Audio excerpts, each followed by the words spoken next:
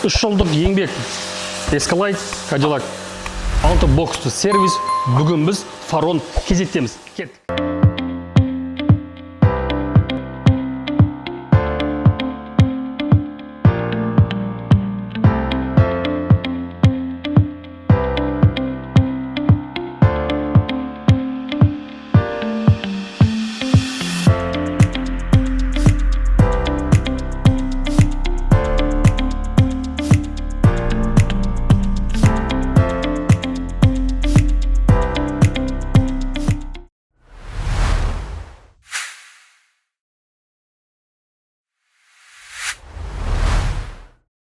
Осыдан 3 жыл алдын мен дәл осы сұхбатты алғам Фарон кезеттен. Дәл ол уақытта кішкентай ғана 2 боксты дәл қазір біз 6 бокс үлкен цехқа келіп тұрып, бүгін Фарон кезет негізін қалаушы Сегоштамыз. Сегош? Алейкумассалам. Тадыңызды қалмаңыз ма?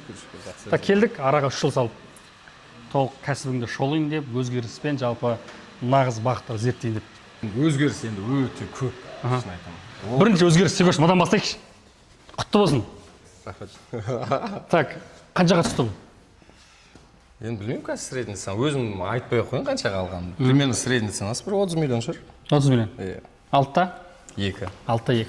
Үкіметке пайдам тигізіп атқан бар. Бензин көп жейді. Сразу айтайын.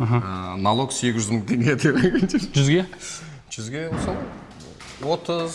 Жүрісіңе байланысты. 100-ге 30 жай ғана ба?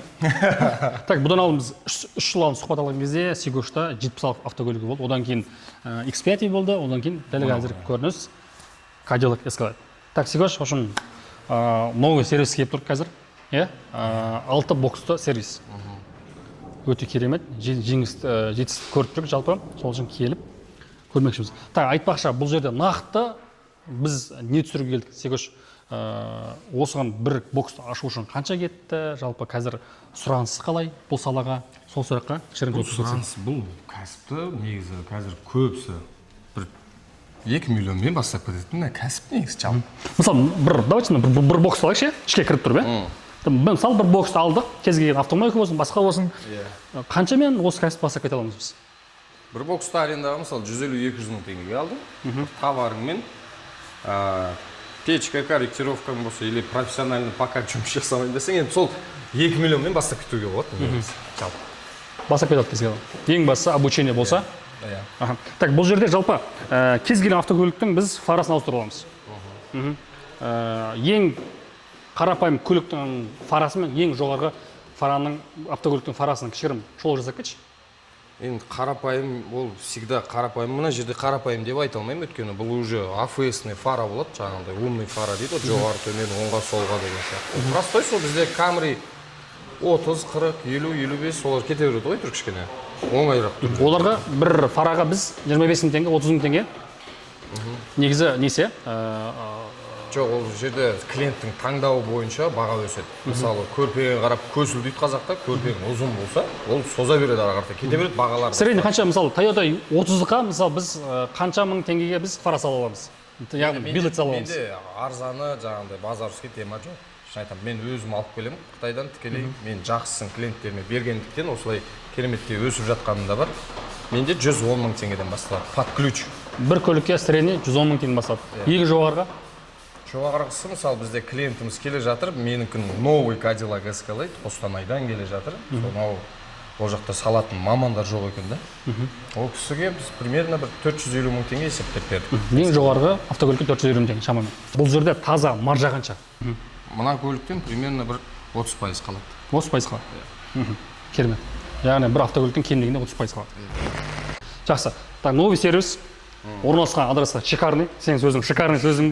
Шикарный сөзі бар оның. Так, аренда қанша? 1 миллион. Миллион теңге. Мұны жерде подвал. Яғни мұна бір ЖК ма астымыз, бизнес-центр ма? Астымыз бизнес-центр өзің? Бизнес-центр бар, жилой дом бар. Астын алған 6 бокс, миллион теңге. Керемет. Ремонттан қанша кетті? 7 миллион ақша кетті. 7 миллион толықтай. Өзің нөлөкпен толықтай жасадың, көрдік. Видеоларда бар. Иә. Ішімден кәдімгідей су болады. Так. Күнделікті автокөлік үзілмей дәл осы тұрғанда біз көріп тұрық. Мына 6 бокстың бәрінде автокөлік тұр. Клиент қайдан келіп жатыр? Через Instagram. Instagram. Мен таргет, маркет жүргізбеймін, бірақ енді жүргізгелі жатырмыз. И дальше больше жаңағыдай таргет арқылы да жұмыс жасап көрейік. Бірақ менде видишь уже лицо бар. Осы билетпен айналысқалы бері контент түсіремін ғой. Контент арқылы. Чисто оқырмандар сенің инстаграмнан келіп жатыр, иә? Жақсы. Чисто клиенттердің басым көпшілігі онлайн келген кісілер. Сондықтан керемет. Бұл видеода біз жігіттердің кішігірім салонына келдік қой. Солай ғой. Себебі жігіттер өз көлігінен аямайды сұлулықты, иә? Мысалы, өзімізге бір 150-200 киіміз алмаспыз, бірақ біз көлігімізді кем дегенде саламыз атасың. Иә? Дұрыс қой? Дұрыс. Так что, бұл салада не саламайды? Сезон таңдамайды. Сезон таңдамайды. Қыс жаз кете береді. Кете береді. Дәл осы жерде, Секош, қанша адам жұмыс жасайды қазір? Қанша адам жұмыс жасайды? В районе 6-7 адам. 7 адам. Бұның бәрі процентте. Әрбір көлігіне сон процентін алады. Енді қазір инстаграм ашып басаң өте көп. Мысалы, біреулер билет ұстап алған 60 мың, 70 мың бірдеңе жатыр да. Не үшін сені Фарон KZ таңдау керек? Оқырмандарың немесе тұтынушылар? Басқа сервистердің артықшылығы қандай сенде? Артықшылық өте көп. Мен Қазақстан бойынша ең үлкен автосвет біріншіден. Екіншіден біз өзіміз алып келеміз базардан, анау сатып алып жүрмейміз. Біз өзіміз товарды сол Қытайдан тікелей заводпен жұмыс жасаймыз. Товар жаңағыдай качествоға ответ береміз ғой. Мысалы, бір клиенттеріміз бар, сапа жағынан, мысалы, мына автокөлік гарантиямен келіп отыр, біз оның проблема жоқ, жасап беріп жатырмыз. Мысалы, фарам буланады дейді, біз бірақ ол буланғанын көрген жоқпыз, бірақ клиенттің айтуы бойынша солай болып тұр, бірақ біз шешіп бір тексеріп алдық. Неге буланып жатыр деген сияқты. Ең ходовый Алматыда көп кездесетін автокөлік мұнда X5 да? Соңғы бұл, 2019 бұл? Менде осындай болды ғой. Осындай болды, Так, осыған қазір кішігірім шоу жасап кетейік. Қазір X5, бұл жерге қазір Секош фара салып жатсың ғой? Салып болды. Салып болды. Нақты түбегейлі кеткен шығын сенен? Менен кеткен шығын ба? В районе 250 мыңдай кетті. 250 мың толықтай. Керемет. Бұл штатныйында болмайды негізі. Біз болғанда салып берген болатынбыз. Мына жерінде ғана болады.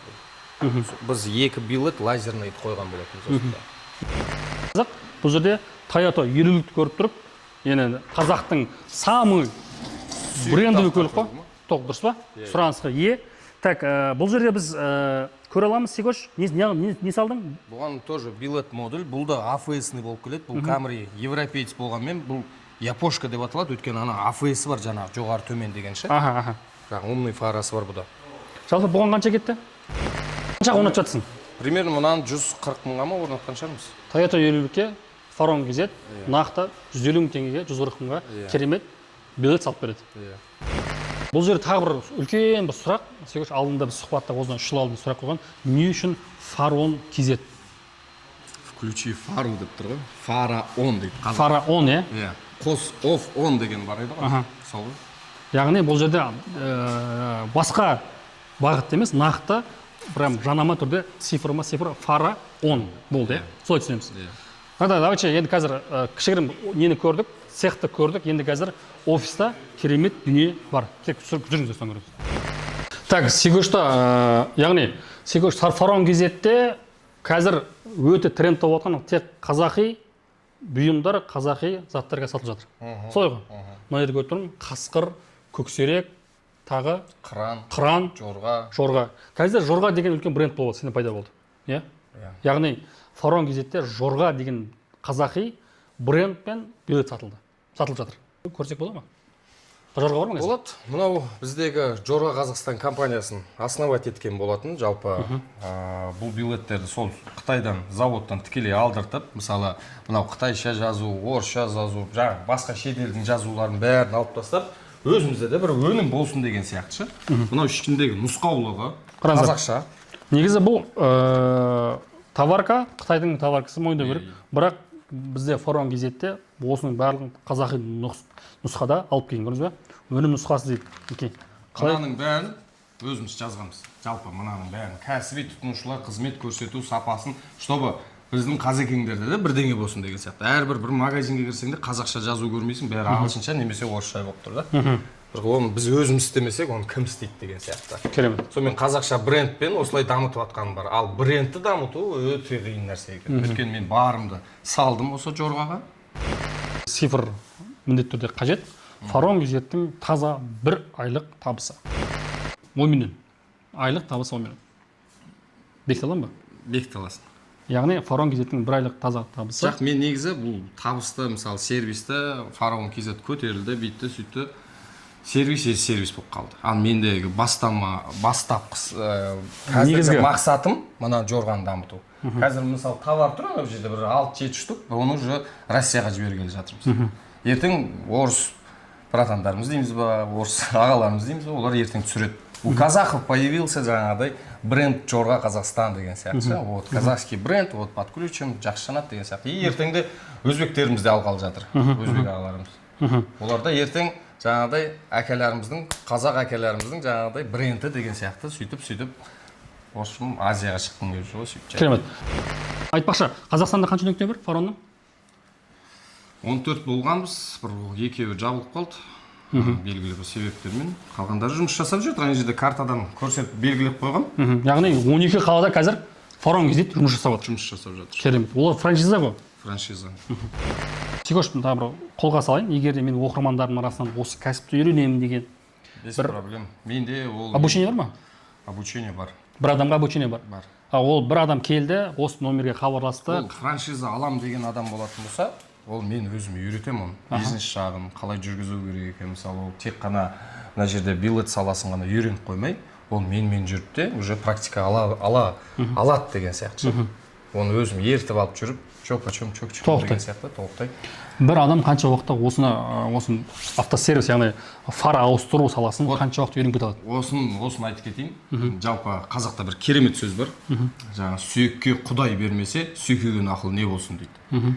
Оны сен қанша бүйтіп сүйкей бер, оның сүйегінде болмаса, ол любой адам, мысалы, біз 1 ай деп қоямыз. Может, ол 1 айда үйренбейді. Ал бірақ біреулер бар, 1 аптаның ішінде шарт етіп үйреніп кететін адамдар. Адам өзіне байланысты. Адамның өзіне байланысты, ынтасына байланысты, мақсатына, жаңағыдай мотивация дейді ғой, сондайына байланысты. Алдында біз осыдан 3 жыл алдын салған кезде кемінде бір 20 адам оқыды. Алғаш толқын оқыды, ол да нәтиже бар. Шәкірттерің бар ғой? Бар. Қанша шәкірт шығардың 3 жылда? Оның есімде жоқ, көп бірақ. Мен бір рет тілдескенде 20-дан көп адам оқыттым дегенсің сен. Плюс-минус, Значит, көбейген. Одан көбейген. Демек, бір Фарон Кизетке келіп обучение жасайын десе, кемінде 10 күннен астам жүру керек. Құны қанша? Бір адамға бізде 1 ай көлемінде оқытамыз деп аламыз. Сол 1 айда үйреніп кетсе, жаңағыдай 300 мың теңге болады. Керемет. Өте тиімді, арзан, жақсы, сапалы жерде үйреніп кете алады. Оған уже сертификат береміз. Сосын уже мен жақтан да бір кішкене қолдау да болады. Ал міне бауырымыз оқыды, сертификатын табыстап жатырмыз деген сияқты. Керемет. Міне көрдіңіздер ме, құрметті достар, нақты мінекей Сикоштың өзіне естіп отырық. Фарон Кизеттен нақты ол жер обучение алсаңыздар, осы автофара саласын оқысаңыздар, 10 күннің ішінде өзіңізді бір керемет мамандық иесі болып шыға аласыздар. Бұл құны оның 300 мың жуық. Жалпы номерге хабарласса болады. Менің артымда жеңілдік болса өзің тіпті көрерсің. Мынау мендегі номинацияларда сол жаңағы 2023 жаңағы лучший автосвет деген бар. Мынау 2024-те алған болатынбыз, міне Фарон Кизет деп. Оның дәлелдейтін қағаздары да мына сертификаттар ілініп тұр.